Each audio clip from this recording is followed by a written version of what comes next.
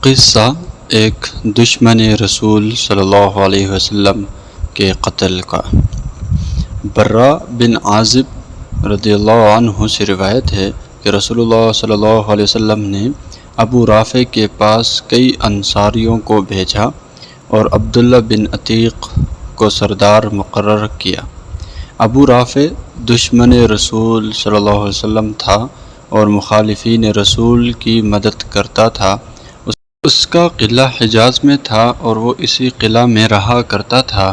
جب یہ لوگ اس قلعہ کے قریب پہنچے تو سورج ڈوب گیا تھا اور لوگ اپنے جانوروں کو شام ہونے کی وجہ سے واپس لا رہے تھے۔ عبداللہ بن عتیق نے کہا، تم یہی ٹھہرو، میں جاتا ہوں اور دربان سے کوئی بہانہ کر کے اندر جانے کی کوشش کروں گا۔ ابن عتیق کہتے ہیں کہ میں گیا اور دربان کو ملنے کی تدبیر کر رہا تھا کہ اتنے میں قلعہ والوں کا ایک گدھا گم ہو گیا اور وہ اسے روشنی لے کر تلاش کرنے لگے۔ میں ڈر کر کہیں مجھ کو پہچان نہ لے، لہذا میں نے اپنا سر چھپا لیا اور اس طرح بیٹھ گیا جس طرح کوئی رفع حاجت کے لیے بیٹھا ہے۔ اتنے میں دربان نے آواز دی، دروازہ بند کرنا ہے، جو اندر آنا چاہے آ جائے۔ دربان نے عبداللہ کو یہ خیال کر کے کہ یہ ہمارا آدمی ہے آواز دی کہ اے اللہ کے بندے، تو اندر آنا چاہتا ہے تو آ جا، کیونکہ دروازہ بند کرنا ہے۔ عبداللہ بن عتیق کہتے ہیں کہ میں یہ سن کر اندر گیا اور گدھوں کے باندھنے کی جگہ چھپ گیا۔ دربان نے دروازہ بند کر کے ایک چابیاں ایک کیل میں لٹکا دی۔ جب دربان سو گیا تو میں نے اٹھ کر چابیاں اتار لی اور قلعہ کا دروازہ کھول دیا تاکہ بھاگنے میں آسانی ہو۔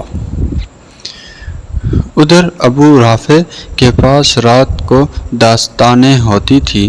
وہ اپنے بالا خانے میں بیٹھا داستان سن رہا تھا۔ جب تمام داستان کہنے والے چلے گئے اور ابو رافع سو گیا تو میں بالا خانے میں چڑھا۔ جس دروازے سے داخل ہوتا تھا اس کو اندر سے بند کر لیتا تھا اور اس سے میری غرض یہ تھی کہ اگر لوگوں کو میری خبر بھی ہو جائے تو ان کو پہنچنے تک میں ابو رافع کا کام تمام کر دوں۔ غرض میں ابو رافع تک پہنچا اور ایک اندھیرے کمرے میں وہ اپنے بچوں کے ساتھ سو رہا تھا۔ میں اس جگہ کو اچھی طرح معلوم نہ کر سکا اور ابو رافع کہہ کر پکارا۔ اس نے کہا، کون ہے؟ میں نے آواز پر ہاتھ بڑھا کر تلوار ماری۔ میرا دل دھڑک رہا تھا مگر یہ وار خالی گیا اور وہ چلایا۔ میں کوٹھڑی سے باہر آ گیا اور پھر فوراً ہی اندر جا کر پوچھا، اے ابو رافع، تم کیوں چلا رہے ہو؟ اس نے مجھے اپنا آدمی سمجھ کر کہا، تیری ماں تجھے روئے، ابھی مجھ پر کسی نے تلوار سے وار کیا ہے۔ یہ سنتے ہی میں نے ایک ضرب لگائی۔ زخم اگرچہ گہرا تھا مگر مرا نہیں۔ اس کی بیوی بھاگی اور وہ چیخا۔ میں پھر آواز بدل کر مدد کی حیثیت سے قریب گیا تو وہ چت پڑا تھا۔ میں نے تلوار پیٹ میں رکھ کر زور سے دبا دی۔ ایک ہڈیاں ٹوٹنے کی آواز سنی۔ تلوار چیرتی ہوئی پیٹھ تک پہنچ گئی۔ اب مجھے یقین ہوا کہ وہ ہلاک ہو گیا۔ پھر میں واپس لوٹا اور ایک ایک دروازہ کھولتا جاتا اور سیڑھیوں سے اترتا جاتا تھا۔ میں سمجھا زمین آ گئی۔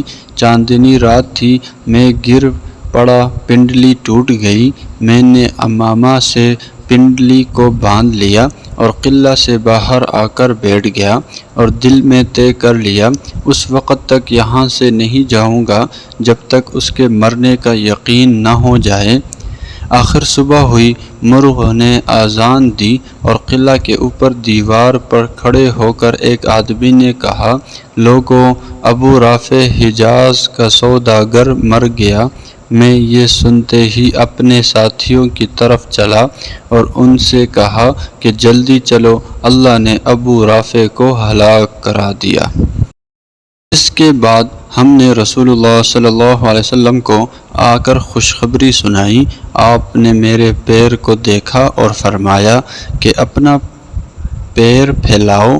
میں نے پھیلایا۔ آپ صلی اللہ علیہ وسلم نے اپنے دست مبارک سے اپنا لب مبارک پھیر دیا۔ ایسا معلوم ہوا کہ اس پیر کو کچھ ہوا ہی نہیں۔